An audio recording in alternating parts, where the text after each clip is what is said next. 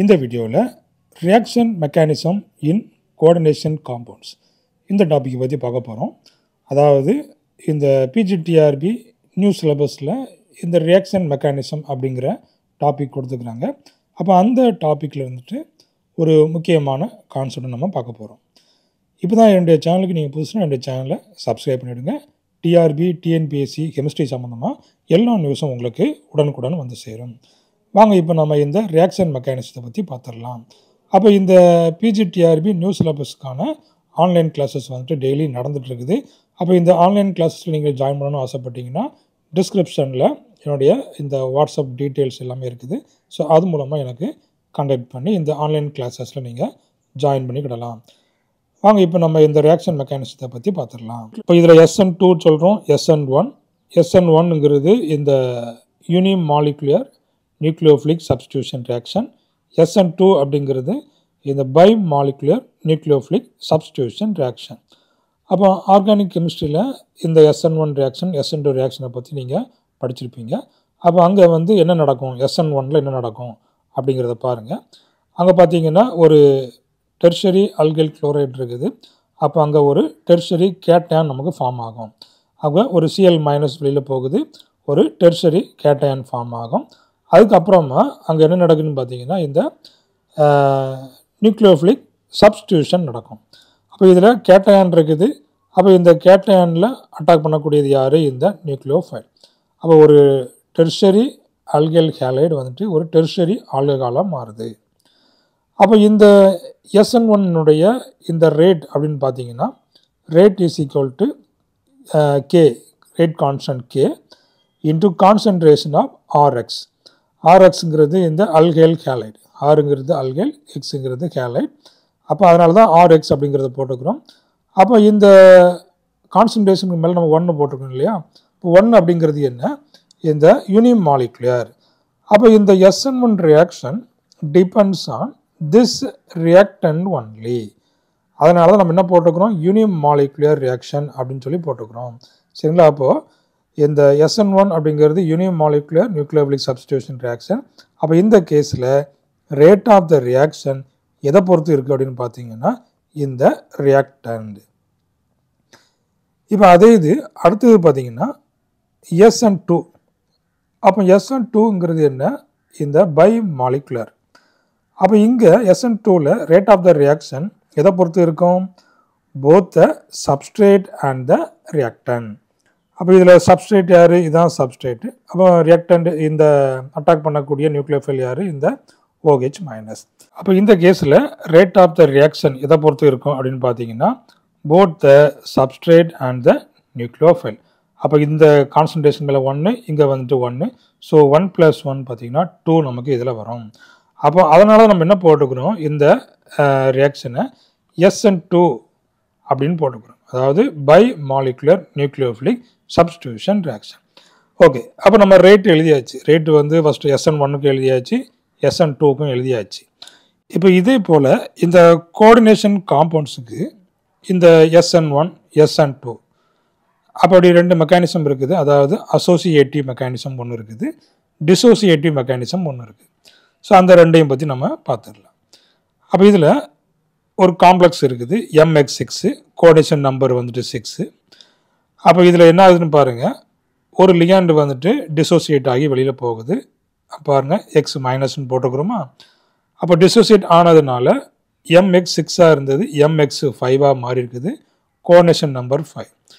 அப்போ இந்த ஸ்டெப் நம்ம என்ன சொல்கிறோம் அப்படின்னு பார்த்தீங்கன்னா ஸ்லோ ஸ்டெப் அப்படின்னு சொல்கிறோம், அதாவது ரேட் டிட்டர்மினிங் ஸ்டெப். அப்போ இந்த ரியாக்ஷனுக்கு நம்ம ரேட் எழுதணும் அப்படின்னாச்சுன்னா எப்படி எழுதலாம், rate is equal to K, concentration of complex. அப்போ இந்த கேஸில் இந்த rate of the reaction depends on the complex only. அப்போ இதில் ஒரு காம்ப்ளெக்ஸ் இருக்கு இல்லையா, அந்த காம்ப்ளெக்ஸை மட்டும் அது டிபெண்ட் பண்ணி இருக்குது. அப்போ இது வந்து என்ன, அப்போ ஃபர்ஸ்ட் ஆர்டர் கைனடிக்ஸ். சரி, இப்போ இதில் வந்துட்டு ஃபஸ்ட்டு வந்து டிசோசியேட் ஆயாச்சு, கோஆர்டினேஷன் நம்பர் 5ல் இருக்குது. இப்போ அடுத்த ஸ்டெப் என்ன அப்படின்னு பார்த்தீங்கன்னா இங்கே வந்துட்டு அசோசியேஷன். ஃபஸ்ட்டு டிசோசியேஷன் நடக்குது, அது ஃபாலோட் பை அசோசியேஷன். அப்போ இந்த ரெண்டாவது ஸ்டெப் எப்படி இருக்குதுன்னு பார்த்தீங்கன்னா ஃபாஸ்ட்டாக இருக்குது. அப்போ MX5 அங்கே ஒரு வேக்கண்ட் இருக்கு இல்லையா, அதான் இந்த வேக்கண்ட். அந்த வேக்கண்டில் அடுத்து வரக்கூடிய லிகண்ட் என்ன செய்து போய் அதில் சப்ஸ்டியூட் ஆயிடுது. அப்போ இங்கே பார்த்தீங்கன்னா MX5 அடுத்தது Y. அப்போ இந்த ரெண்டாவது ஸ்டெப்பு பார்த்தீங்கன்னா ஃபாஸ்ட் ஸ்டெப்பு, ஃபர்ஸ்ட் ஸ்டெப்பு பார்த்தீங்கன்னா ஸ்லோ ஸ்டெப்பாக இருக்கும். அதுதான் அந்த ரேட் டிட்டர்மினிங் ஸ்டெப்பு. அப்போ இந்த ரியாக்ஷனை நம்ம என்ன சொல்கிறோம் அப்படின்னு பார்த்தீங்கன்னா டிசோசியேட்டிவ் மெக்கானிசம் அப்படின்னு சொல்கிறோம். இப்போ ஃபஸ்ட்டு என்ன நடக்குது, இதில் டிசோசியேஷன் நடக்குது பார்த்தீங்களா. அப்போ அதுக்கப்புறம் ஃபாலோவட் பை அசோசியேஷன் நடக்கும். அப்போ இந்த கேஸில் கோஆர்டினேஷன் நம்பர் டிக்ரீசஸ் இன் டிசோசியேட்டிவ் மெக்கானிசம். அப்போ டிசோசியேட்டிவ் மெக்கானிசத்தில் ஃபஸ்ட்டு 6 இருந்தது, அப்புறம் எதுவாக மாறிச்சு, இந்த கோஆர்டினேஷன் நம்பர் 5 மாறிச்சு. இப்போ vacant coordination site is taken by the incoming ligand. இப்போ ஃபஸ்ட்டு ஸ்டெப்பில் டிசோசியேஷன் நடந்தது, ஒரு வேக்கண்ட் உருவாச்சா, அதுக்கப்புறம் என்ன நடக்குது பார்த்தீங்கன்னா இந்த அசோசியேஷன் வேக்கன்ட் இந்த சைட்டில் போய் அசோசியேஷன் நடக்குது. So vacant coordination site is taken by the incoming ligand.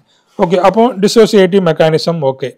இப்போ டிசோசியேட்டிவ் மெக்கானிசம் இல்லைன்னா SN1 மெக்கானிசம் அப்படின்னு நம்ம சொன்னோம். ஏன்னா இது வந்துட்டு இந்த டிபெண்ட்ஸ் ஆன் தி காம்ப்ளெக்ஸ் மட்டும் சொல்லி பார்த்தோம் இல்லையா. அப்போ டிசோசியேட்டிவ் மெக்கானிசம் சொல்லலாம், இல்லைன்னா SN1 மெக்கானிசம் சொல்லலாம்.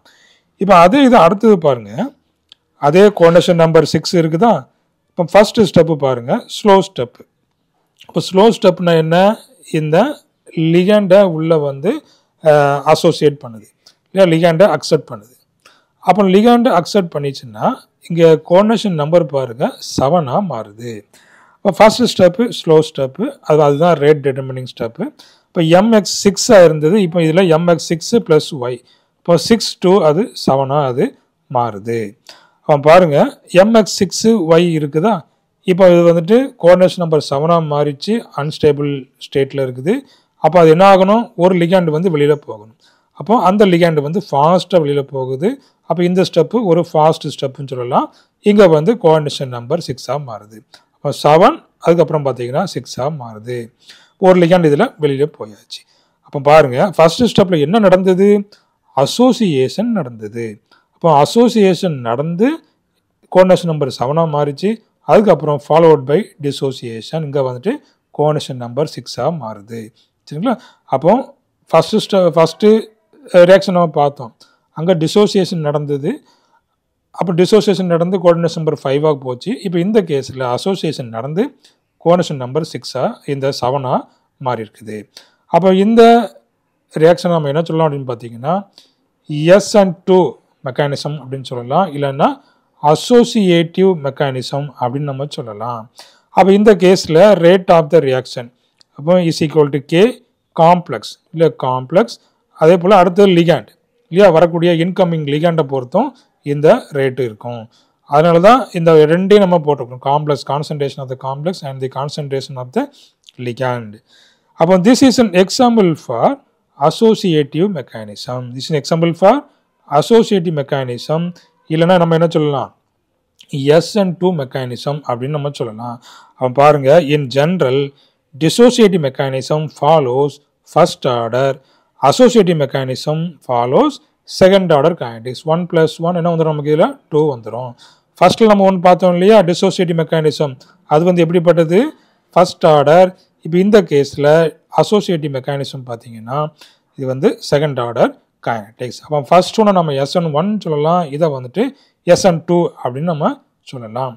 அதுக்கப்புறமா இந்த டிசோசியேட்டிவ் மெக்கானிசம் நடக்குது பார்த்தீங்களா, அசோசியேட்டிவ் மெக்கானிசம் நடக்குது. அப்போ அந்த டிசோசியேஷன் நடந்ததுக்கு அப்புறமா எங்கே போகுதுன்னு பார்த்தீங்கன்னா ஒரு இன்டர்மீடியேட்டு போகுது. சரிங்களா. அப்போ இன்டர்மீடியேட்டில் அது என்ன ஸ்ட்ரக்சரில் இருக்குது அப்படிங்கிறத பாருங்கள். ஆக்டாஹெட்ரல் இருக்குது, டிசோசியேஷன் நடக்குது. டிசோசியேஷன் நடந்ததுக்கு அப்புறமா இதில் ஒரு ஸ்கொயர் பிரமிடல் அதில் உருவாகுது. அதாவது இன்டர்மீடியேட் வந்துட்டு ஸ்கொயர் பிரமிடல் ஷேப்புக்கு போகுது. பாருங்கள், வேக்கண்ட் இருக்குதா பாருங்கள். அப்போ இந்த வேக்கண்டில் தான் அடுத்தது இன்கமிங் லிகண்ட் எனர்ஜியும் போய் அதில் சப்ஸ்டியூட் ஆகும் இல்லை. அப்போ பாருங்கள், dissociative mechanism reactive intermediate geometry is square pyramidal. அதுக்கப்புறம் அந்த லிகண்ட் வந்து உள்ளே போயிட்டுனா என்ன ஆயிரும், உங்களுக்கு வந்து 6 கோஆர்டினேஷனாக அது மாறிடும். சரிங்களா. அப்போ இதுதான் இந்த அசோசியேட்டிவ் மெக்கானிசம், டிசோசியேட்டிவ் மெக்கானிசம். அப்போ இதே போல் உங்களுக்கு எல்லா டாபிக்ஸ்க்கும் எல்லா கான்செப்ட் வேணும், எல்லா டெஸ்ட் வேணும் அப்படின்னாச்சுன்னா நம்மளுடைய ஆன்லைன் கிளாஸஸில் நீங்கள் ஜாயின் பண்ணிவிடுங்க. உங்களுக்கு ரொம்பவே யூஸ்ஃபுல்லாக இருக்கும். தேங்க்யூ, தேங்க்ஸ் ஃபார் வாட்சிங்.